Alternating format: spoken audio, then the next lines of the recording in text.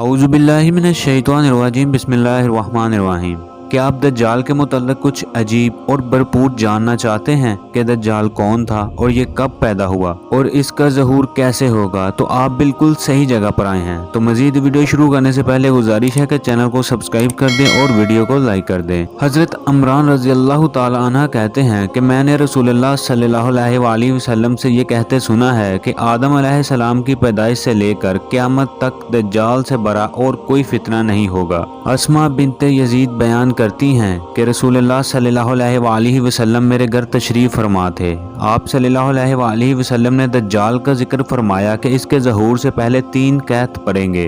1 سال آسمان کی 1/3 بارش رک جائے گی اور زمین کی پیداوار بھی 1/3 کم ہو جائے گی۔ دوسرے سال آسمان کی 2 حصے بارش رک جائے گی اور زمین کی پیداوار 2 حصے کم ہو جائے گی، جبکہ تیسرے سال آسمان سے بارش بالکل نہ برسے گی اور زمین کی پیداوار بھی کچھ نہ ہوگی، حتیٰ کہ جتنے حیوانات ہیں خواہ وہ کھر والے ہوں یا دار سے کھانے والے سب ہلاک ہو جائیں گے۔ اور اس وقت سب سے بڑا فتنہ یہ ہوگا کہ وہ ایک گنوار آدمی کے پاس آ کر کہے گا کہ اگر میں تیرے اونٹ زندہ کر دوں تو کیا اس کے بعد بھی تجھ کو یہ یقین نہ آئے گا کہ میں تیرا رب ہوں؟ وہ شخص کہے گا کہ ضرور۔ اس کے بعد شیطان اس کے اونٹ کی سی شکل بن کر اس کے سامنے آئے گا جیسے اچھے تھن اور کوہان والے اونٹ ہوا کرتے تھے۔ اسی طرح ایک اور شخص کے پاس آئے گا جس کا باپ اور سگا بھائی گزر چکا ہوگا اور اس سے آ کر کہے گا کہ بتلا اگر میں تیرے باپ بھائی کو زندہ کر دوں تو کیا پھر بھی یہ یقین نہ آئے گا کہ میں تیرا رب ہوں؟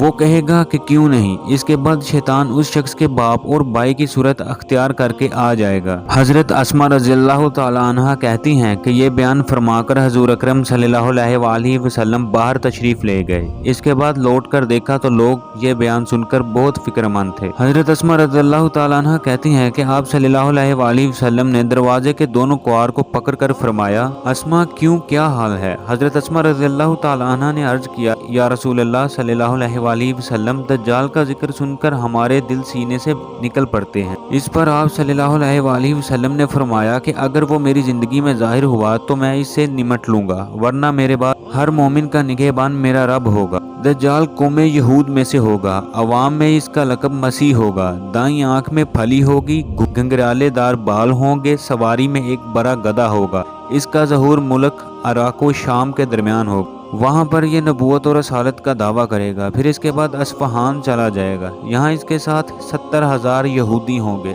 اصفہان میں خدائی دعویٰ کرنے کے بعد چاروں طرف فساد برپا کرے گا، لوگوں کی آزمائش کے لیے خدا اس سے بڑے خرق عادات ظاہر کرے گا۔ اس کی پیشانی پر کافر لکھا ہوگا جس کی شناخت صرف اہل ایمان لوگ ہی کر سکیں گے۔ اس کے ساتھ ایک آگ ہوگی جسے وہ دوزخ سے تشبیہ دے گا اور ایک باغ ہوگا جسے وہ جنت سے تشبیہ دے گا۔ وہ اپنے مخالفین کو دوزخ میں ڈالے گا اور منافقین کو جنت میں ڈالے گا۔ وہ دوزخ در حقیقت باغ ہوگا اور وہ باغ آگ کی حیثیت رکھتا ہوگا۔ اس کے علاوہ دجال کے پاس اشیاء خوردنی کا بہت بڑا ذخیرہ ہوگا، جسے چاہے گا اسے دے گا۔ جب کوئی فرقہ اس کی خدائی کو قبول کرے گا تو اس کے لیے اس کے حکم سے بارش ہوگی، اناج پیدا ہوگا، درخت پھلدار، مویشی موٹے تازے اور شیردار ہو جائیں گے، اور جو فرقہ اس کی مخالفت کرے گا تو اس کی تمام ضروریات زندگی مکمل بند کر دی جائیں گی۔ اسی طرح سے وہ مسلمانوں کو بہت ہی تکالیف دے گا، مگر اللہ کے حکم سے مسلمانوں کو اس وقت خدا کا ذکر کھانے پینے کا کام دے گا۔ اس کے خروج سے پہلے 2 سال قحط رہ چکا ہوگا اور تیسرے سال دوران قحط اس کا ظہور ہوگا، اور زمین کے مردہ خزانے جو آج تک کسی کو نہیں ملے وہ اس کے ہمراہ ہو جائیں گے۔ دجال تمام دنیا میں اپنا فتنہ برپا کرے گا، مگر مکہ مدینہ میں یہ داخل نہیں ہو سکے گا، یہاں تک کہ جب یمن کی سرحد میں پہنچے گا اور بہت سارے بددین لوگ اس کے ہمراہ ہو جائیں گے، اور پھر وہاں سے لوٹ مار کر کے وہ مکہ معظمہ کی طرف اپنا رخ کرے گا، لیکن اللہ کے حکم سے کچھ فرشتے مکہ معظمہ کا احاطہ کیے ہوں گے جو اس کو مکہ مکرمہ میں داخل ہونے سے روکیں گے۔ پھر اسی وقت وہ مدینہ منورہ کا رخ کرے گا، مگر اس وقت مدینہ منورہ کے 7 دروازے ہوں گے، تو اللہ تعالیٰ کے حکم سے ہر دروازے میں 2 فرشتے مقیم ہوں گے جو اسے داخل ہونے سے روکیں گے۔ نیز اسی وقت اللہ کے حکم سے مدینہ منورہ میں 3 دفعہ زلزلہ آئے گا، جس سے منافق لوگ خائف ہو کر شہر سے نکل جائیں گے اور دجال کے فتنہ میں مبتلا ہو جائیں گے۔ پھر امام مہدی حضرت عیسیٰ علیہ السلام سے کہیں گے، یا نبی اب لشکر کا انتظام آپ کے سپرد ہے، जिस तरह चाहें अंजाम दें। हजरत ईसा अलैहिस्सलाम कहेंगे, नहीं, ये काम आप ही के तहत रहेगा, मैं तो सिर्फ कत्ले दज्जाल के लिए आया हूँ, जिसका मारा जाना मेरे हाथों से मुकद्दर है। इसके बाद रात अमन व अमान से गुजरेगी और सुबह इमाम मेहदी फौज जफर फौज को लेकर मैदान कराजार में तशरीफ ले जाएंगे।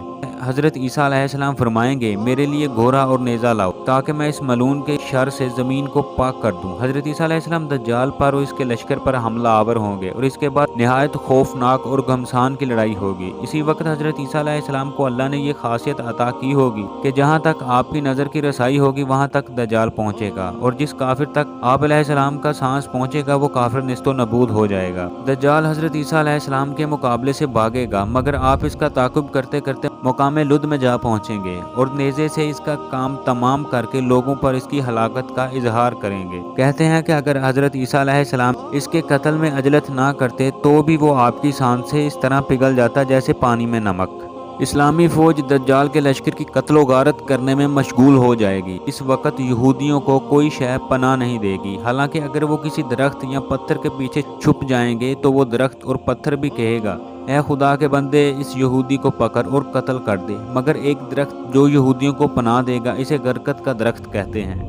अबू उबैदा बिन जराह रज़ी अल्लाह तआला अन्हा कहते हैं कि रसूलुल्लाह सल्लल्लाहु अलैहि वसल्लम को ये फरमाते हुए सुना है कि नूह अलैहिस्सलाम के बाद जो नबी आया इसने अपनी कौम को दज्जाल से ज़रूर डराया और मैं भी तुमको इससे डराता हूँ। इसके बाद आपने इसकी सूरत बयान फरमाई और कहा, मुमकिन है कि जिन्होंने मुझको देखा हो और मेरा कलाम सुना हो इसमें कोई ऐसा निकल आए जो इसका ज़माना पा सके तो लोगों को आगाह कर दे। फिर लोगों ने पूछा, अल्लाह के रसूल, इस वक्त हमारे दिलों का क्या हाल होगा? तो आपने फरमाया, वही हाल होगा जो आज है या इससे बेहतर। लिहाजा मुसलमान होने के नाते हमारा ये फ़र्ज़ बनता है कि हम लोगों को दज्जाल की आगाही से हम किनार करें। उम्मीद है आपको वीडियो पसंद आई होगी। इसी के साथ पुरअसरार वाक़यात की किस्त नंबर 8 का करते हैं एहतिताम। मिलते हैं अगली किस्त में, तब तक के लिए अल्लाह हाफिज़।